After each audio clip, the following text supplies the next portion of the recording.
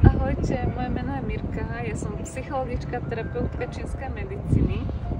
Veľa ľudí rieši mikrobióm, ale náš mikrobióm je regulovaný cez náš mozog a hormóny.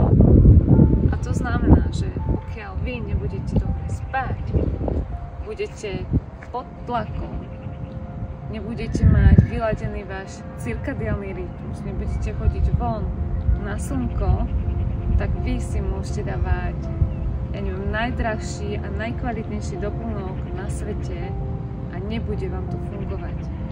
A prečo? No, to je veľmi jednoduché.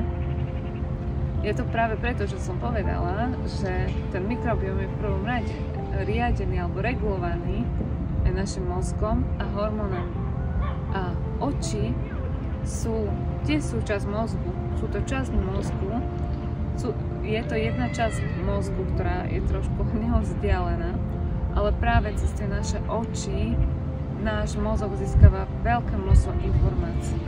My vieme podľa toho svetla prírodzeného, aké je zrovna vonku, že aká je čas dňa, či je teda deň alebo je noc, a to, ako my dnes žijeme a nechodíme von, ale často sme pod tými umelými svetlami, tak aj toto extrémne ovplyvňuje náš mikrobióm. Umelé modré svetlo a absencia prirodzeného svetla zo slnka, ktoré obsahuje aj tie ďalšie zložky UV, infrasvetlo, infračervené, červené svetlo. Takže veľa ľudí na toto vôbec nemyslí, ale je to vec, ktorú nesmiete zanedbávať, pretože má to obrovský vplyv na vaše zdravie a takisto na váš mikrobióm.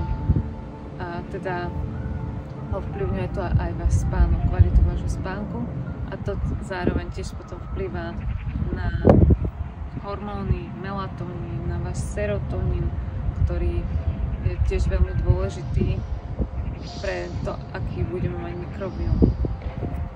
Ahojte.